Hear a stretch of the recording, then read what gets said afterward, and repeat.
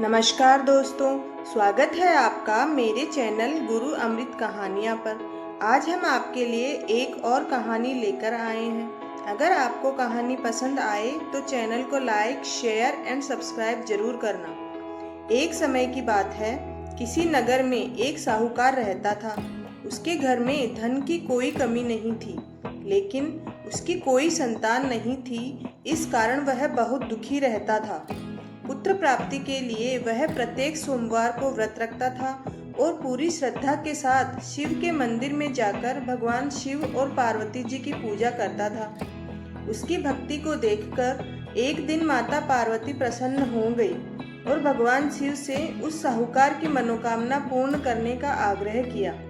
पार्वती जी की इच्छा सुनकर भगवान शिव ने कहा कि हे पार्वती, इस संसार में हर प्राणी को उसके कर्मों का फल मिलता है और जिसके भाग्य में जो हो उसे भोगना ही पड़ता है। लेकिन पार्वती माता ने साहूकार की भक्ति का मान रखने के लिए उसकी मनोकामना पूर्ण करने की इच्छा भगवान जी से जताई। माता पार्वती के आग्रह पर शिवजी ने साहूकार को पुत्र प्राप्ति का वरदान तो दिया, लेकिन साथ ही यह भी कहा कि उसके बालक की आयु केवल 12 वर्ष तक ही होगी। माता पार्वती और भगवान शिव की बातचीत को साहूकार सुन रहा था। उसे ना तो इस बात की खुशी थी और ना ही दुख। वह पहले की भांति शिवजी की पूजा करता रहा और भगवान का व्रत करता रहा। कुछ समय के बाद साहूकार के घर एक पुत्र का जन्म हुआ। जब वह बालक 11 वर्ष का हुआ तो उसे पढ़ने के लिए काशी भेज दिया गया। साहूकार ने पुत्र के मामा को बुलाकर उसे बहुत सारा धन दिया और कहा कि तुम इस बालक को काशी विद्या प्राप्ति के लिए ले जाओ और मार्ग में यज्ञ कराते हुए जाना। जहाँ भी यज्ञ कराओ वहाँ ब्राह्मणों को भोजन कराते हुए जाना और उन्हें दक्षिणा देते हुए जाना। दोनों मामा और भांजे इसी तरह यज्ञ कराते और ब्राह्मणों को दान दक्षिणा देते हुए काशी की ओर चल पड़े। रात्रि में एक नगर पड़ा, जहाँ नगर के राजा की कन्या का विवाह था। लेकिन जिस राजकुमार से उसका विवाह होने वाला था वह एक आंख से काना था।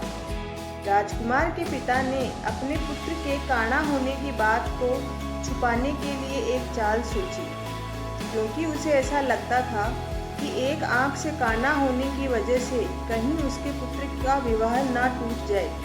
तो उसके पिता ने साहूकार के पुत्र को देखकर उसके मन में एक विचार आया।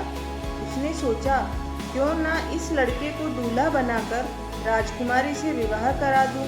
विवाह के बाद इसको धन देकर विदा कर दूंगा और राजकुमारी को अपने नगर ले जाऊंगा।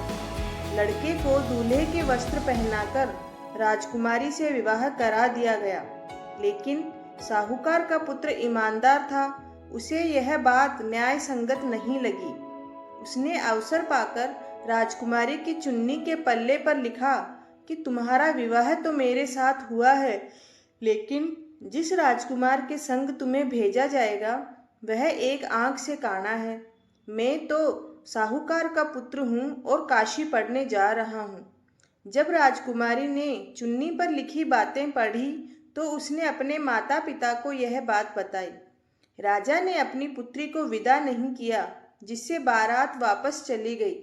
दूसरी ओर साहूकार का लड़का और उसका मामा काशी पहुँचे और वहां जाकर उन्होंने यज्ञ किया। जिस दिन लड़के की आयु 12 साल की हुई उसी दिन यज्ञ रखा गया। लड़के ने अपने मामा से कहा कि मेरी तबीयत कुछ ठीक नहीं है। मामा ने कहा, तुम अंदर जाकर सो जाओ। शिवजी के वरदान के अनुसार कुछ ही देर में उस बालक के प्राण निकल गए। मृत भांजे को देखकर उसके मामा ने विलाप शुरू किया। संयोगवश उसी समय शिवजी और माता पार्वती उधर से जा रहे थे। पार्वती ने भगवान से कहा, स्वामी, मुझे इसके रोने के स्वर सहन नहीं हो रहे हैं।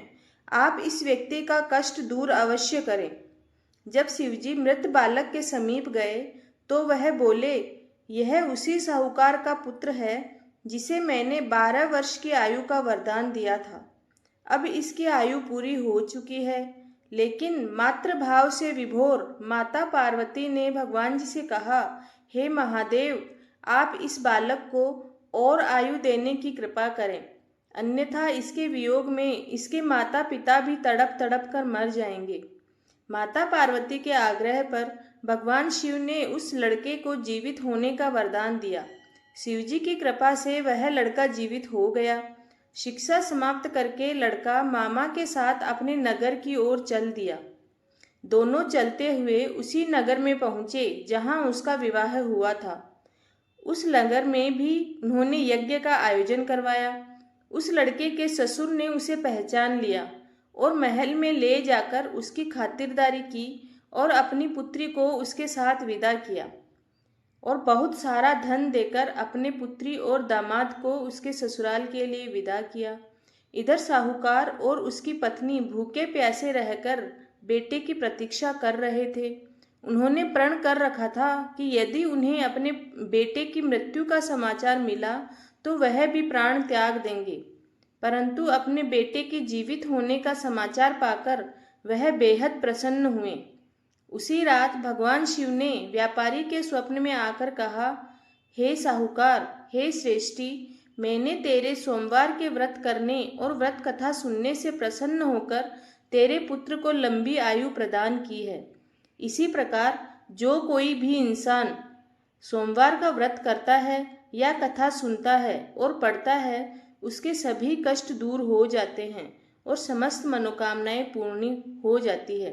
दोस्तों, अगर आपको कहानी पसंद आई हो तो चैनल को लाइक, शेयर एंड सब्सक्राइब जरूर करें और कमेंट में ओम नमः शिवाय लिखना ना भूलें। धन्यवाद।